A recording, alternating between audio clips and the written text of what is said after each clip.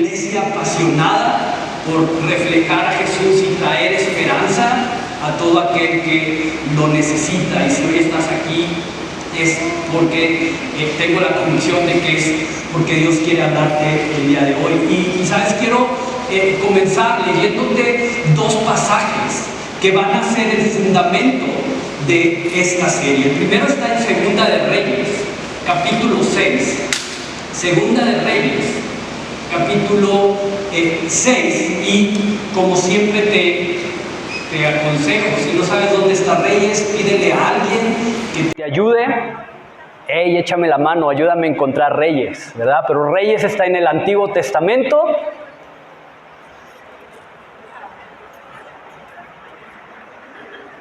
Y Segunda de Reyes capítulo 6, y como todavía veo que hay algunos que andan ahí buscándolo, déjame darte un poquito de contexto de lo que está pasando en este momento, o en el momento antes en el que vamos a comenzar a leer el pasaje. El rey de una nación llamada Siria, una de las naciones más poderosas que existió en tiempos muy antiguos, en determinado momento ordenó la movilización de una gran parte de su ejército para poder atrapar y poder matar a uno de los profetas de Dios, un profeta llamado Eliseo. Y dice que uno de los siervos de Eliseo, al enterarse de esto y al ver que la ciudad en la cual está resguardado Eliseo comienza a ser rodeada por los soldados de este rey, va y le avisa y le dice: hey, Eliseo, la gente del rey de Siria ya está aquí, huye.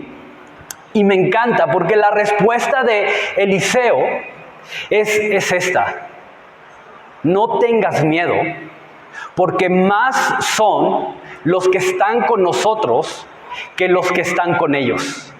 No tengas miedo, más son los que están con nosotros que los que están con ellos. Y mira la petición que hace Eliseo para su siervo después de esto. Segunda de Reyes 6, versículo 17. Y oró Eliseo y dijo: te ruego, oh Jehová, que abra sus ojos. Y si puedes, marca eso. Te ruego, oh Jehová, que abra sus ojos para que vea. Te ruego, Jehová, que abra sus ojos para que vea. Entonces Jehová abrió los ojos del criado y miró. Y he aquí que el monte estaba lleno de gente de a caballo y de carros de fuego alrededor de Eliseo. Ahora, da un salto rapidísimo para atrás y ve a Génesis capítulo 50. Génesis capítulo 50. Te dije que te iba a dar dos versículos que van a ser el fundamento de toda esta serie de estudios que vamos a tener en las próximas semanas. Génesis capítulo 50, versículo 20. Vosotros pensaste mal contra mí, mas Dios lo encaminó a bien para hacer lo que vemos hoy, para mantener en vida a mucho pueblo. Ok, pues hoy comenzamos una nueva serie de estudios basados en la vida de José. José, este personaje que la Biblia nos describe en el Antiguo Testamento. Si tú no sabes mucho, es uno de los personajes más conocidos, ¿verdad? Dentro del ambiente o dentro de las escrituras, ¿verdad? Hay películas, hay obras de teatro, hay canciones, no sé cuántas cosas hay dedicadas o inspiradas en la vida de José. Pero si tú no sabes quién es José, pues acompáñanos y pon atención y vas a ir descubriendo más acerca de este personaje. Y toda la serie de estudios que vamos a tener de aquí como a 3-4 meses, yo más o menos calculo, tiene por título Enfoque. Bueno, ahorita va a aparecer ahí. Enfoque, ahí está. Enfoque, ¿verdad? Ahorita estaba oyendo como algunos tratando de decir ¿O qué? ¿No? Enfoque, ¿no? Junta todas las palabras y dice enfoque, ¿verdad? El apóstol Pablo, en la carta que escribe a los Corintios, les recuerda esto. Hey, no es por vista, sino por fe que vivimos.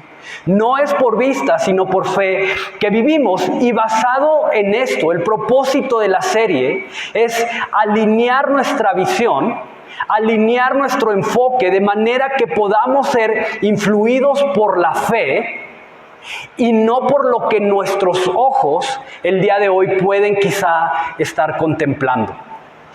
Y déjame explicártelo de esta manera, y quizá vas a entender también un poquito el diseño de la presentación, pero ¿cuántos de ustedes ha tenido que someterse algún día a un examen de la vista? Ok, hay varios por aquí, ¿verdad? Entonces, más o menos reconoces el cómo están acomodadas las letras ahí, ¿verdad? Y para los que no tienen ni idea de qué estoy hablando, para los que nunca han podido realizarse un examen de la vista, pues básicamente es una prueba en la cual te van poniendo diferentes lentes con diferentes graduaciones, con la finalidad de revelar si tu visión es correcta o hay que ajustarla, hay que repararla, hay que ayudarle un poco para que puedas ver mejor, ¿verdad? Y unos par de lentes pueden ayudarte a corregir tu deficiencia, permitiéndote ver las cosas con la claridad suficiente para poder verlas como realmente son. Y todos los que necesitan lentes saben lo desesperante, lo frustrante que es no poder ver a través de esos lentes, ¿verdad? Muchas veces, mis lentes, ¿dónde están mis lentes? Mis lentes, y no los pueden ver porque los traen en la cabeza, ¿verdad? ¿Dónde dejé mis lentes? Y ya, ahí los traen, ¿verdad? No pueden leer, ¿verdad? Quien necesita lentes y no los traen, no pueden leer. Hacen los ojos chiquitos para tratar de enfocar, ¿verdad? Es como, ¿no? Les duele la cabeza de estar forzando los ojos, de estar forzando la visión, terminan con dolor de cabeza. Hay algunos que comienzan a leer con el estómago, ¿sí? ¿No te has fijado que cuando no traen lentes comienzan a leer con el estómago? ¿No? Es como, ¿no? Y pareciera que están leyendo con el estómago. Una vez estaba yo esperando el camión y una persona me dice, oye, cuando venga la ruta 30, ¿me ayudas? Es que no traigo mis lentes y la verdad no alcanzo a ver y creo que ya van como 3 que se me pasan y me daba pena, pero pues ya necesito irme. Ah, sí, claro, ¿no?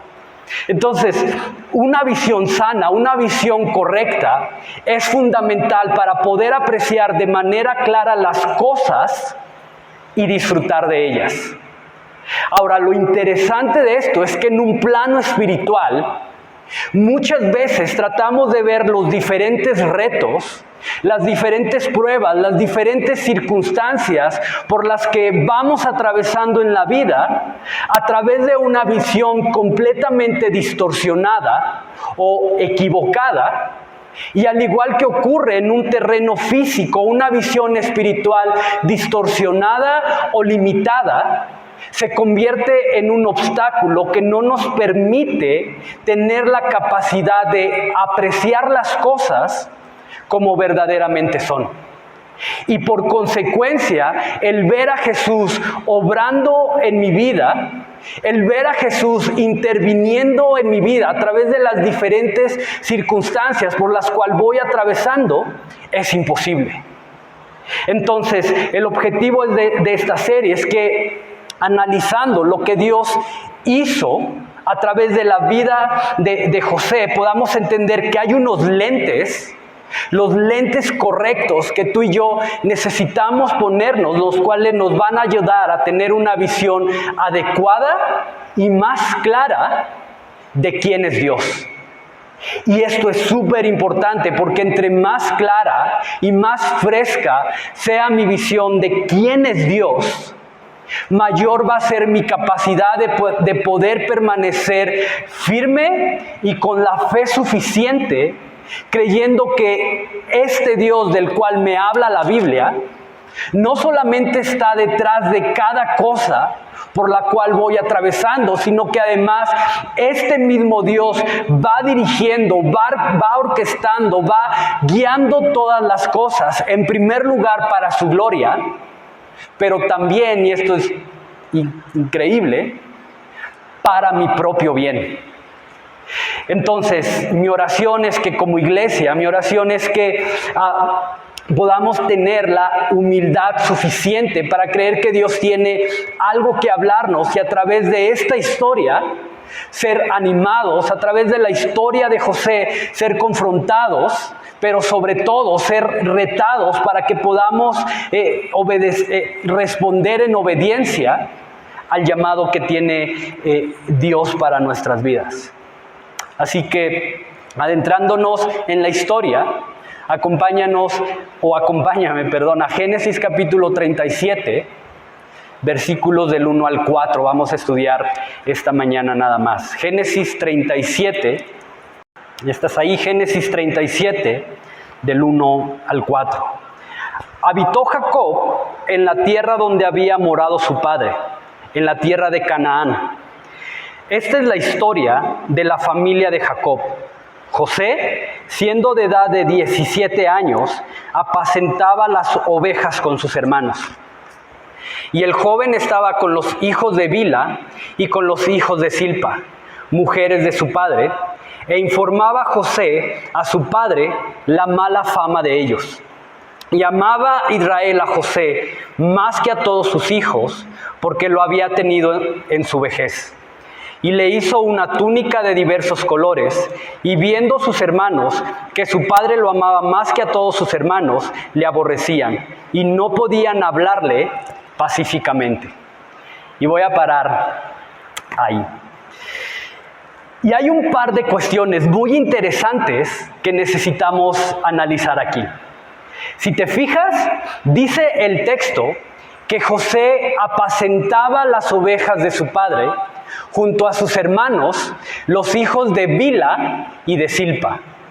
Ahora, Bilha era la sierva de Lea, la primera esposa de Jacob, y Silpa era la sierva de Raquel, la segunda esposa de Jacob, y por quien había tenido que trabajar 14 años, ¿verdad? Entonces, eso significa que Jacob había tenido hijos con 4 mujeres diferentes. Lea, Bilha, Silpa y Raquel. Y ojo, Bilha y Silpa más bien, déjame ponerlo así, Raquel y Lea eran sus legítimas esposas.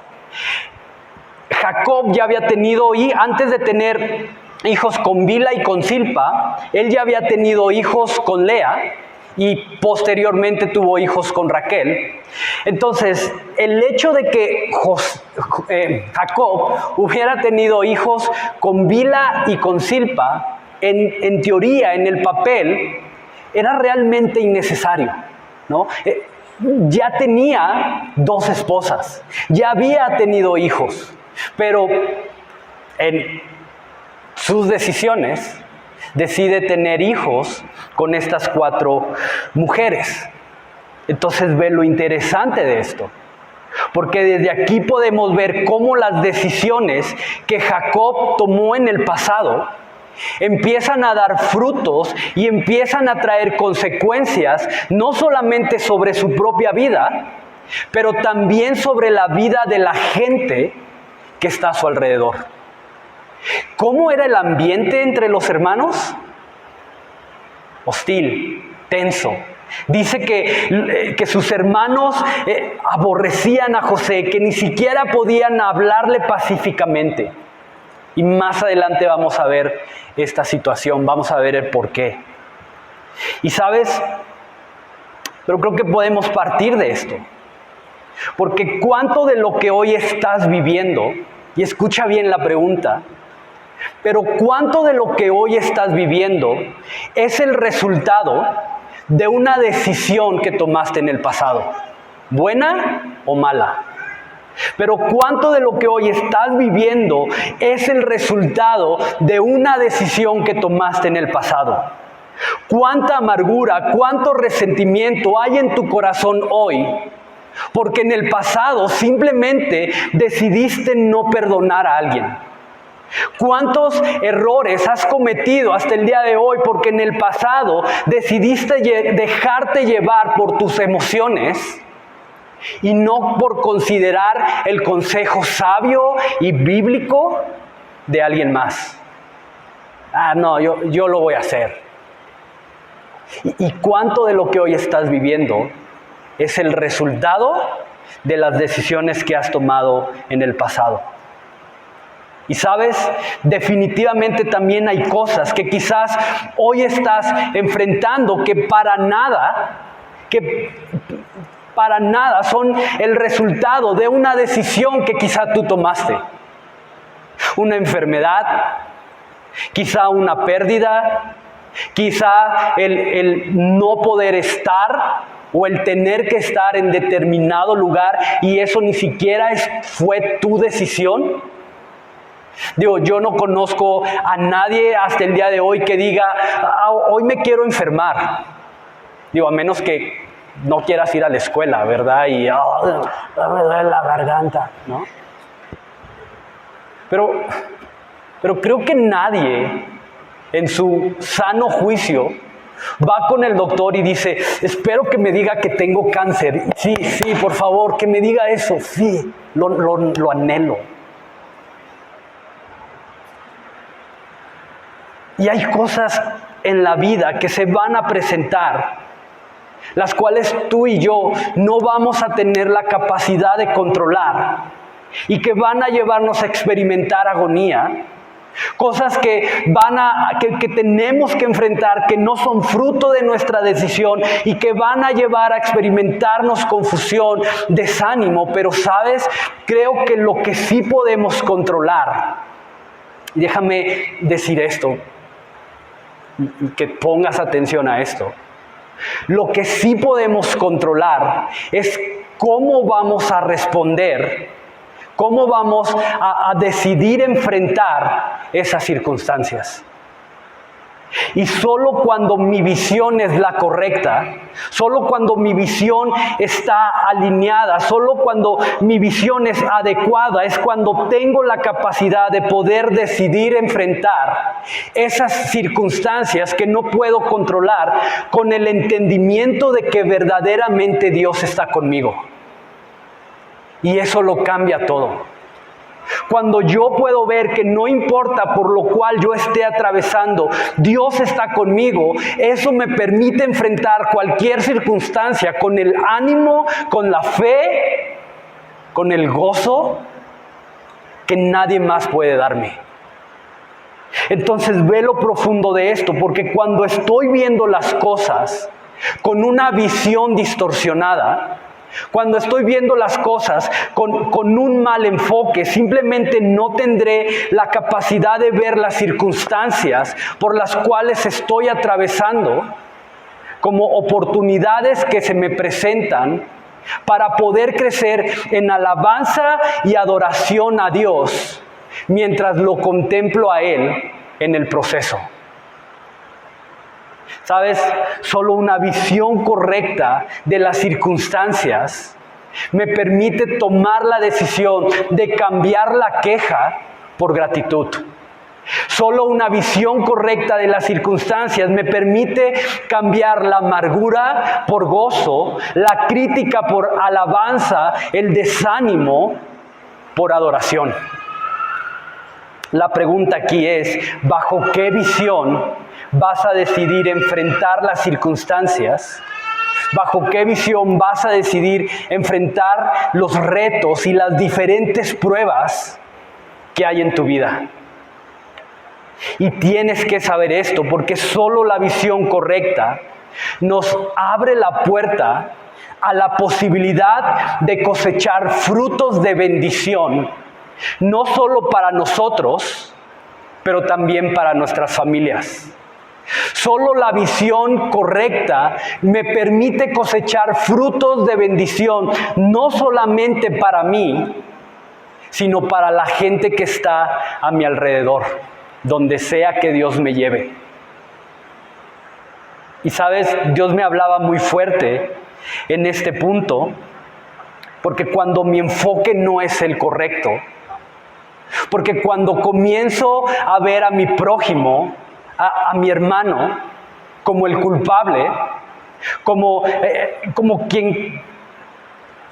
aquel contra quien tengo que luchar, cuando comienzo a ver las cosas que no puedo controlar como fuente de temor, cuando comienzo a ver las dificultades como obstáculos que no me permiten alcanzar el gozo, mi corazón comienza a llenarse de amargura, mi corazón comienza a llenarse de resentimiento, de queja, y esa visión distorsionada comienza a afectar diferentes áreas de mi vida, alejándome de la posibilidad de ser un canal de bendición para mí mismo y para otros.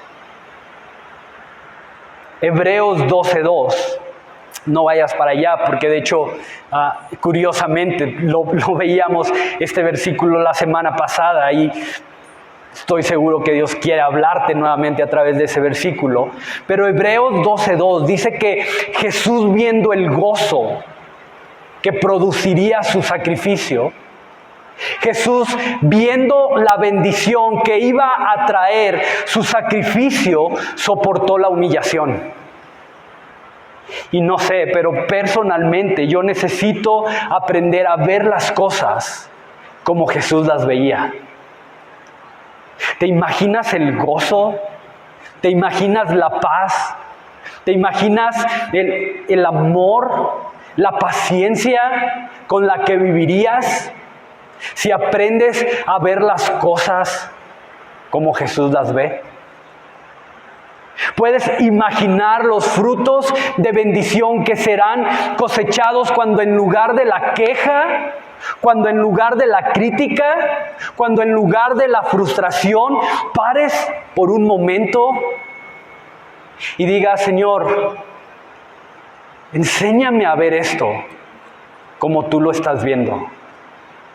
Padre, si tú estás permitiendo que esto pase en mi vida, permíteme hacer un lado la queja, permíteme hacer un lado la crítica, permíteme hacer un lado la frustración y mejor enséñame a ver como tú ves.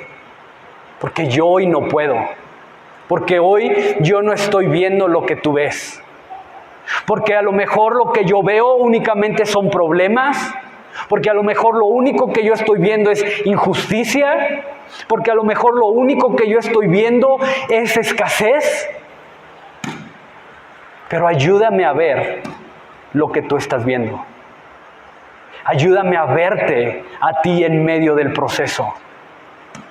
Y me encanta, porque con su sacrificio Jesús abrió el camino para que a través del Espíritu Santo nuestra visión pueda ser restaurada y junto con esto darnos la capacidad de tener el enfoque correcto de cada cosa que se presente en nuestra vida.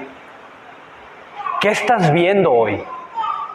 ¿Qué de lo que estás viviendo el día de hoy que puedes contemplar?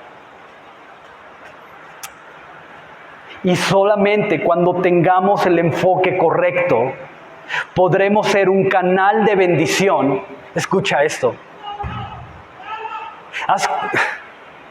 ¿Has conocido a alguien que va de un lado a otro y donde se pare siempre termina trayendo problemas?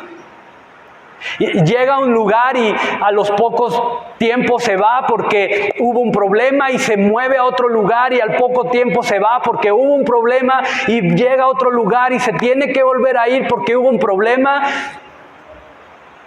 Y es por eso Porque cuando no tenemos el enfoque correcto, cuando nuestra visión es distorsionada, en lugar de ser canales de bendición, nos convertimos en fuentes de problemas. Y yo sé, yo tengo la fe, yo tengo la esperanza que en este lugar habrá o llegaremos a ver canales de bendición y no fuentes de problemas. Y que a donde Dios nos lleve en 5, 10, 15, 20 años, yo no sé cuánto tiempo Dios te va a permitir estar aquí, vas a ser un canal de bendición para ti, tu familia y la gente que te rodea. ¿No quieres eso? ¿O prefieres ser canales de problemas? Y que donde vayas, problema tras problema. Yo creo que no. Y Dios nos da la posibilidad el día de hoy, a través de su sacrificio, de alinear nuestra visión de manera que podamos llegar a convertirnos en esto, en canales de bendición.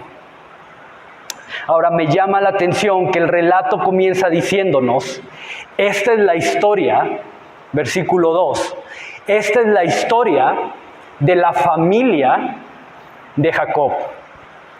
Y sabes, si hay algo que mueve el corazón de Dios, porque verdaderamente es importante para Él, es la familia. Para Dios, la familia tiene un lugar especial en su corazón, si podemos llamarlo de alguna manera. De hecho, algo que Dios condenaba con mayor severidad era cuando su pueblo desamparaba o se olvidaba de los huérfanos y abusaba de las viudas. Por eso Santiago también en el Nuevo Testamento va a poner la base de la verdadera religión, diciéndonos que cuidemos, que visitemos, que atendamos al huérfano y a la viuda, y al huérfano y a la viuda en su tribulación. Y a lo largo de toda la Escritura podemos ver diferentes pasajes, diferentes historias que nos permiten tener la claridad de lo importante que para Dios es el núcleo familiar. ¿Alguna vez te has preguntado por qué tenía que existir un José en la vida de María, la papá y mamá de Jesús? ¿Por qué no simplemente una mamá soltera, como tantas que quizá había desde esa época? O no, porque las mataban. Pero Dios podía haber protegido a María y Jesús, nacer únicamente bajo el núcleo de María. ¿Por qué tenía que existir un José? ¿Por qué tenía que pasar por la humillación de decir, ¿sabes qué? No creo que ese hijo sea mío. Ay, sí, el Espíritu Santo. Ajá, no, y temor y todo lo que conocemos alrededor de la historia de José y María. ¿Por qué? Por esto, por el lugar tan especial, por el lugar tan importante que Dios le da a la familia, y quería eso para su hijo, un núcleo familiar. Pero la historia de Jacob y su familia nos permite tener un cuadro de aquello que violenta y directamente va en contra de esto que para Dios tiene un gran valor. La historia de la familia de Jacob nos da un ejemplo de lo que va en dirección contraria a lo que para Dios es importante. Y es interesante porque en este sentido la Escritura nos describe a Jacob como un hombre terriblemente malo.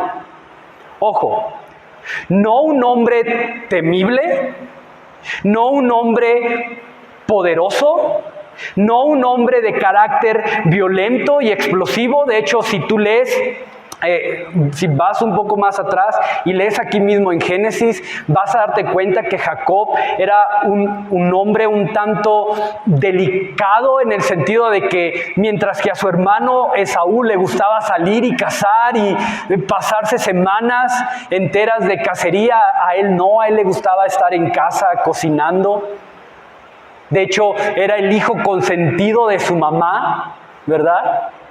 Y si tú has visto a un niño mimado por su mamá, sabes, no sé qué palabra usar, pero sí, ¿no? Es como, y era así, ¿no? No era violento, no era destructivo, ¿no? Él le gustaba estar ahí con sus lentejas, preparando lentejas y le falta sal, échale más sal, ¿no?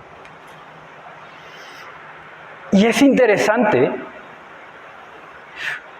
porque, te repito, la Escritura describe a Jacob como un hombre terriblemente malo, pero en el sentido de que no le importaba engañar, no le importaba aprovecharse, no le importaba manipular, aun si era necesario hacerlo a su propia familia, él estaba dispuesto a hacerlo, a engañar, a manipular, a mentir, con tal de obtener lo que él quería.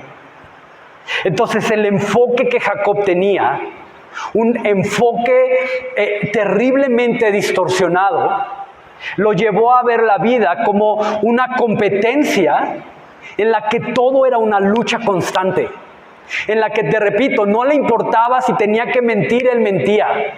No le importaba si tenía que manipular, él manipulaba.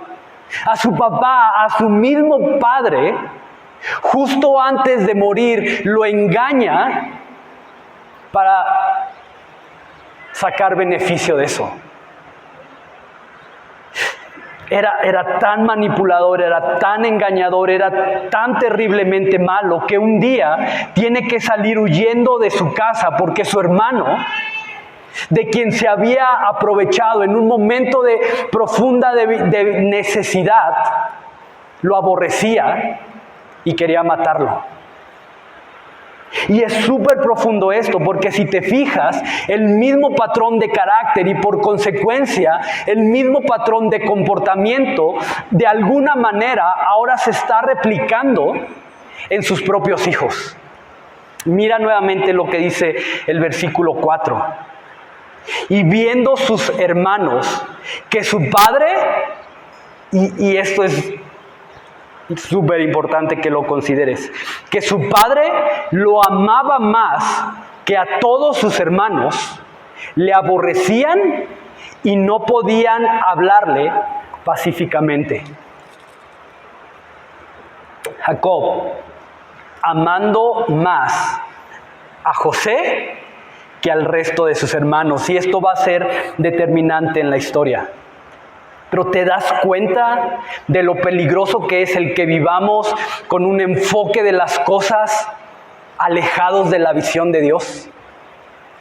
¿Te das cuenta de lo terrible que es el que tú y yo estemos viviendo con una visión distorsionada que no nos permite ver las cosas como Dios quiere que la veamos?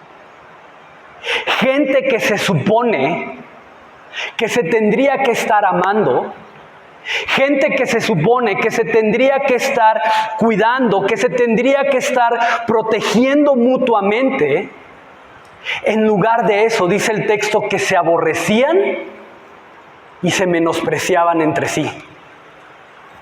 Como resultado de la decisión que tomó Jacob de mostrar una evidente preferencia e interés por uno de ellos. ¿Te das cuenta? Todo este rencor, todo este resentimiento en contra de José es el resultado de que Jacob decidió mostrar preferencia y decidió mostrar más amor e interés y cuidado que por el resto. Ahora déjame aclararte este punto.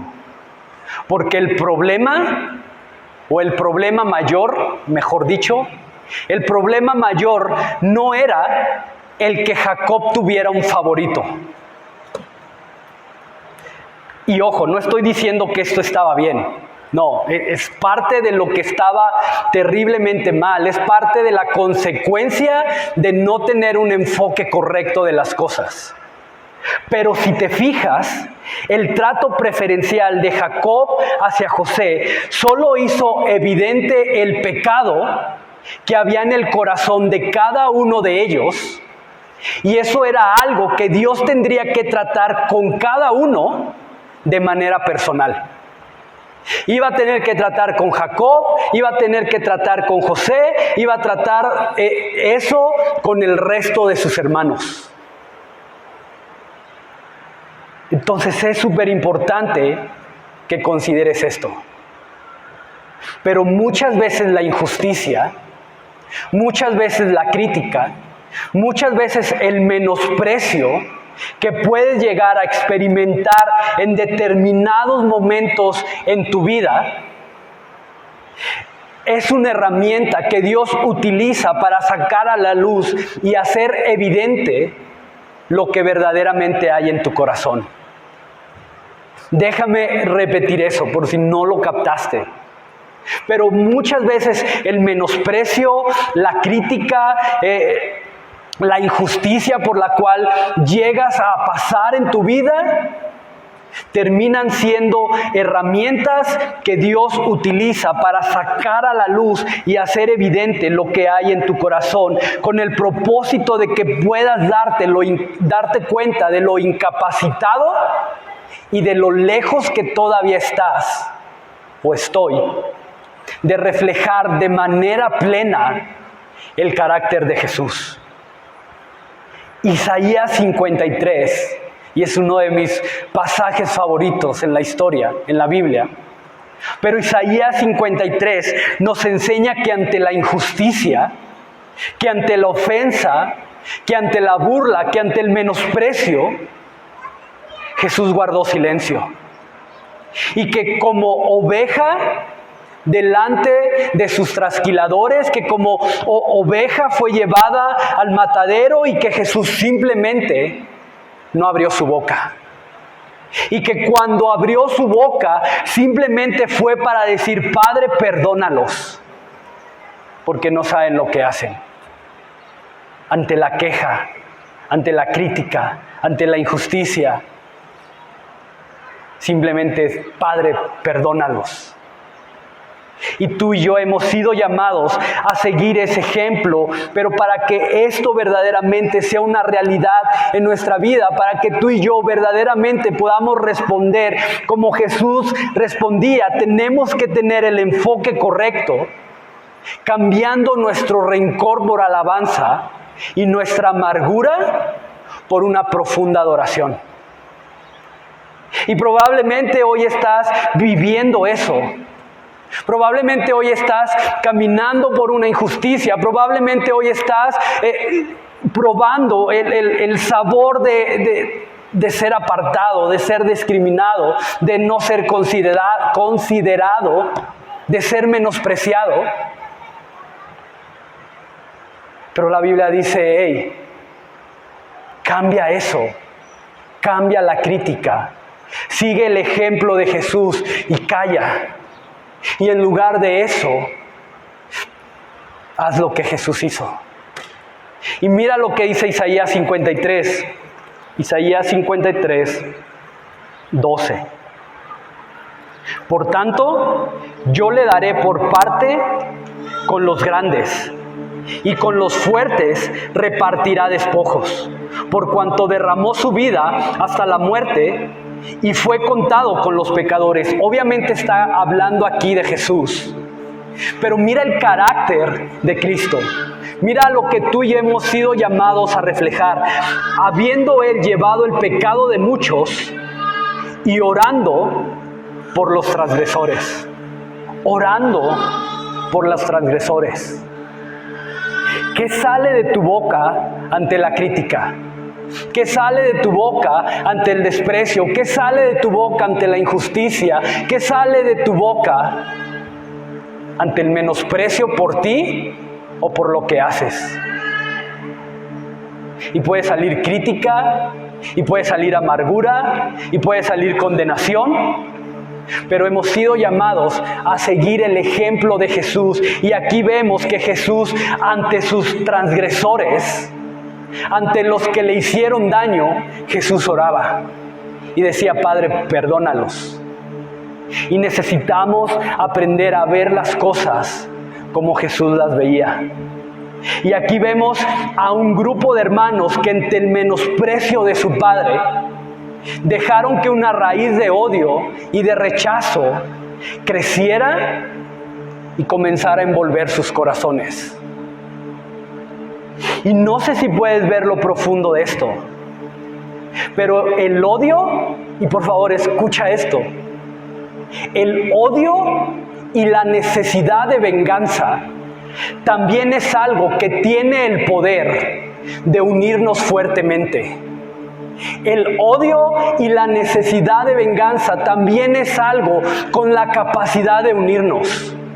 Tener un enemigo en común o un grupo de enemigos puede provocar que nos unamos para odiar, para hablar, para criticar, para pagar con menosprecio el menosprecio con el que quizá nos han tratado, para tratar con crítica la crítica con la cual quizás nos han tratado, para tratar con burlas las burlas que quizás nos han hecho.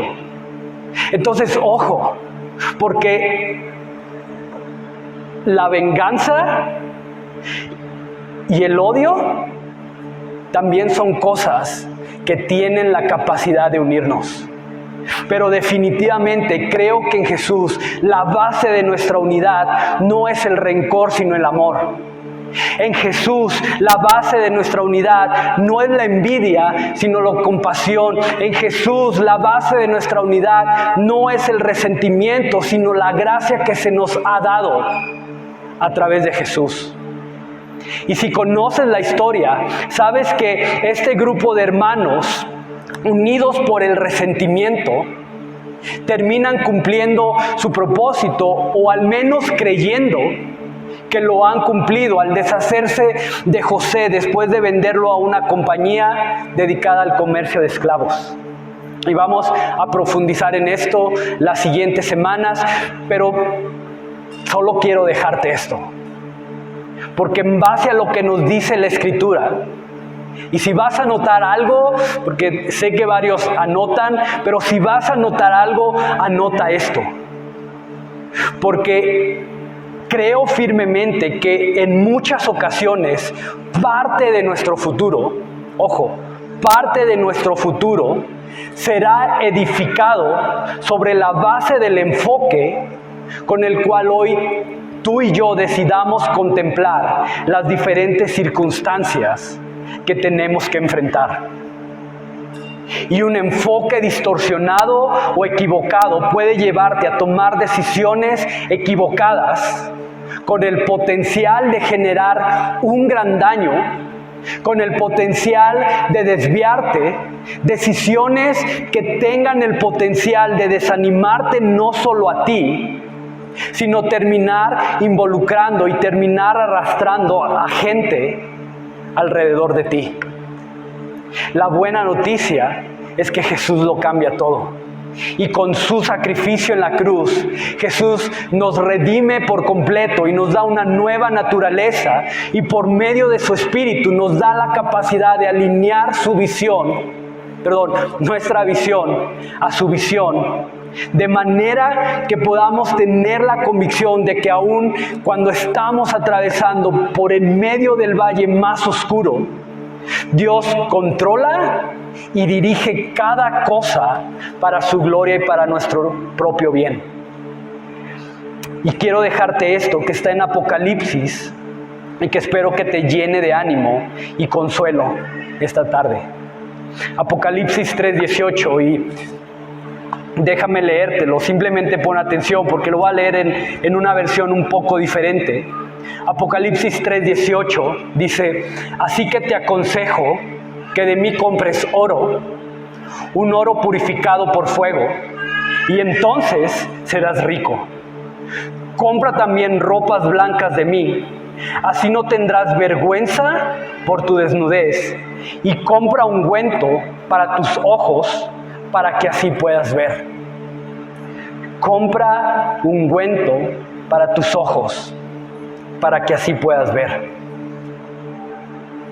Y si hoy Dios te ha hablado, y si Dios hoy te ha mostrado que hay cosas que de manera personal no estás viendo bajo el enfoque correcto, hoy tienes la oportunidad de venir y comprar este ungüento, este colirio, como llama otras versiones, que te va a ayudar a ver las cosas exactamente desde el mismo ángulo que Jesús las ve. Y que aquello que hoy quizás te genera temor, aquello que hoy quizás te genera ira y enojo, aquello que quizá el día de hoy te genera vergüenza, aquello que hasta hoy has visto como un motivo de desánimo, de confusión en tu vida, que a partir de hoy tengas la fe de comenzar a verlo como oportunidades que se presentan delante de ti para rendirte y comenzar a crecer en alabanza y adoración delante de Dios. Pero eso no va a ser posible hasta que tú y yo no aprendamos a ver las cosas, las circunstancias, las pruebas, los retos que se presentan en nuestra vida como Jesús las ve.